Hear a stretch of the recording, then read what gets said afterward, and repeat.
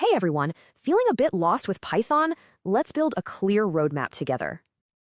Yeah, there are a ton of courses out there, so we analyze the best ones to create one simple roadmap. So, with all these options, where do you even begin? Let's dive in and figure it out. First, let's talk about the why. In data science alone, there are over 70,000 job openings right now. It's a skill that's in super high demand. HBR even called it the sexiest job of the century. And you know, the really cool part? Pretty much every expert agrees on where you should start. Seriously, from Harvard to Michigan, every top course starts with these 5 core concepts. They're that important.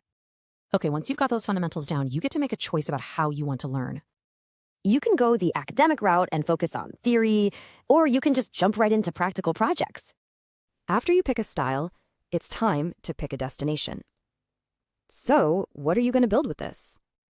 You could get into web development, building the back end of sites with frameworks like Django or Flask. Or maybe you'll dive into data science, using powerful libraries like pandas to uncover hidden insights. Or what about automation? You can write simple programs to make your computer do all that tedious work for you. See? No matter what path you take, the goal is always the same. Get the machine to do something useful.